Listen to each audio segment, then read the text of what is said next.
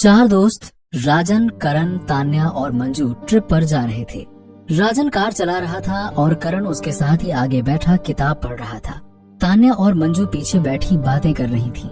अरे वो पढ़ाकू कहीं के, ट्रिप पर कौन बुक लेकर आता है? पागल है क्या? हाँ नहीं तो और क्या। वैसे ये किताब है कौन सी? It by Stephen King. It वो हॉरर बुक? वाह, एक तो हम लोग रात में पहाड़ों पर सफर कर रहे हैं और तू हॉरर बुक पढ़ रहा है। तुझे पता है ना, पहाड़ों में भूत होते ही होते हैं। अच्छा, तू तो ना ही बोल राजन, तुझे ही सबसे ज्यादा डर लगता है, डरपोक कहीं का। हाँ, इसीलिए कह रहा हूँ ये हॉरर किताब को हटा ले मेरे सामने से। तभी अचानक पीछे बैठी तान्या और मंजू चिल्ला पड़ती हैं। गाड़ी रोको राजन। अरे क्या हो गया अचानक? तुम अंधे हो क्या? क्या तुम्हें सामने वो नहीं दिख रहा है? इसका मतलब लोग सच कहते हैं, पहाड़ों पर भूत जरूर होते हैं।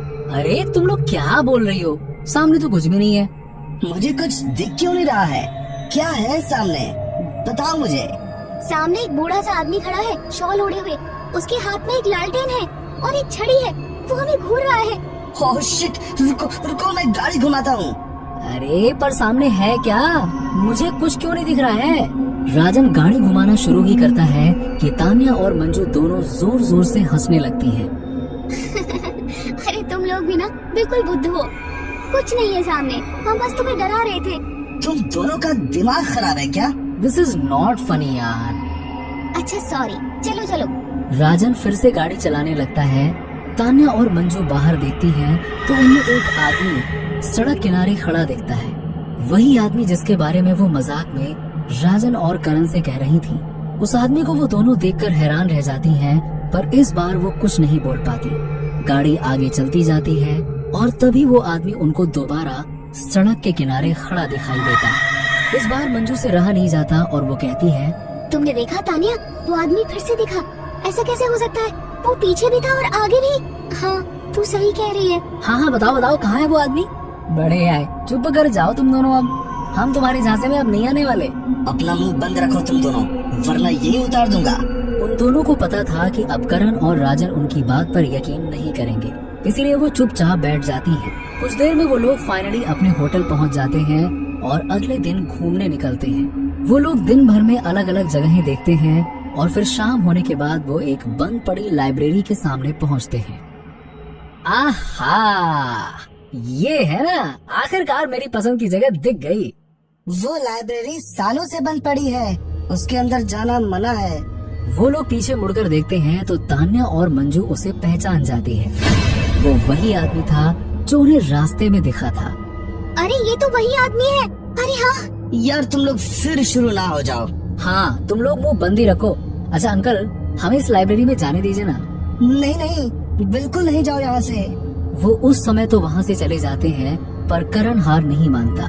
वो कहता है कि रात होने पर वो लोग वापस आएंगे। हालांकि तान्या और मंजू बहुत डरी हुई होती हैं, पर उनकी बातों पर वो दोनों विश्वास नहीं करते।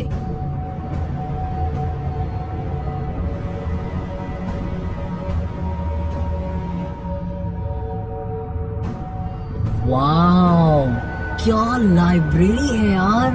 पता नहीं इसको क्यों बंद करके रखा था। प्लीज चलो यहाँ से, मुझे बहुत डर लग रहा है। हाँ मुझे पता है तुम लोग हमारी बात पर विश्वास नहीं करोगे, पर प्लीज चलो यहाँ से।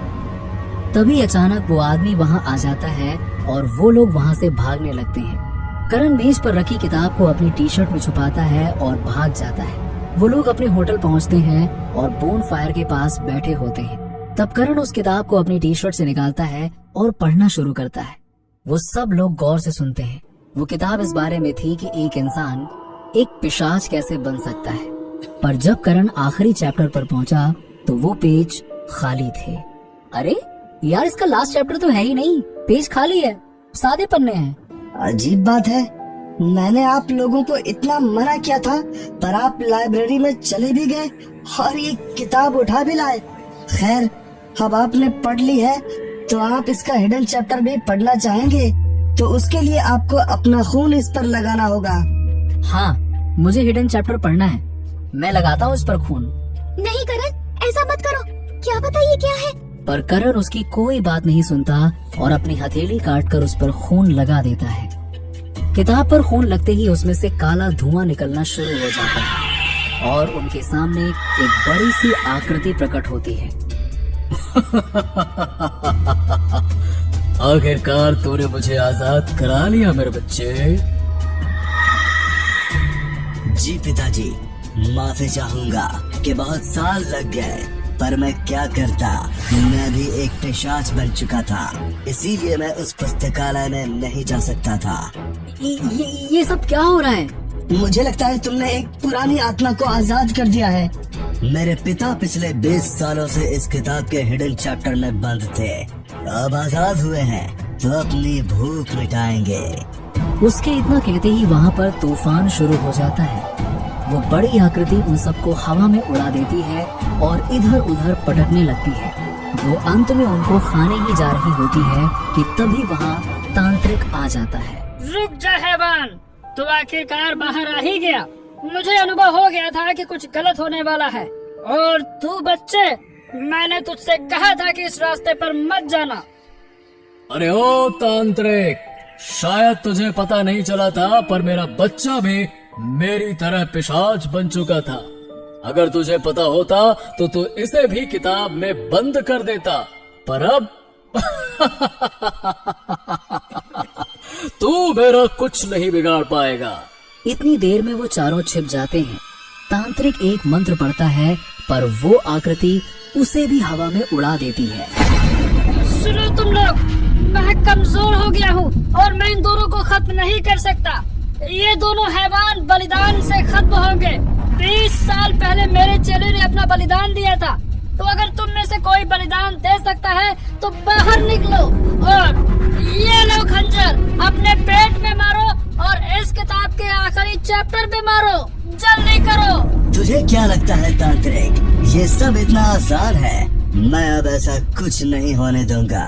करण ये कहता हुआ सामने आता है कि ये सब उसकी वजह से हो रहा है। वो खंजर उठाता है और अपने पेट में मारने ही वाला होता है कि वो पिशाच उसको हवा में उड़ा के पटक देता है। वो उसको बुरी तरह से मारने लगता है, पर इतनी देर में राजन सामने आता है और वो खंजर उठा के अपने पेट में मार लेता है और किताब के आखिरी चैप्टर पर भी मार देता है। ये देखकर सब हैरान रह जाते हैं। उसके ऐसा करने से अचानक से वो पिशाच और आकृति दोनों ही उस किताब की तरफ खींचने लगते हैं और उस किताब के हिडन चैप्टर के अंदर चले जाते हैं। तांत्रिक भागता हुआ आता है और उस किताब पर मंत्र पढ़ते हुए धागा बांध देता है। राजन, राजन मेरे भाई। राजन, ये तुमने क्या कर दिया? मुझे माफ कर दे मेरे भाई, ये सब मेरी वजह से हुआ है। अपने मित्र का बलिदान व्यर्थ मत जाने देना। इस किताब को अपने साथ ले जाओ और समुद्र की गहराइयों में डाल देना, ताकि अब ये किताब दोबारा किसी के हाथ ना लगे और ये दोनों बाहर कभी ना आए। इसका हिडन चैप्टर हमेशा हिडन रहना चाहिए। वो तीनों अपने दोस्त का अंतिम संस्कार करते हैं और अपने घर लौट जाते हैं। वो इस ट्रिप को ताउम्र नहीं भूल पाते।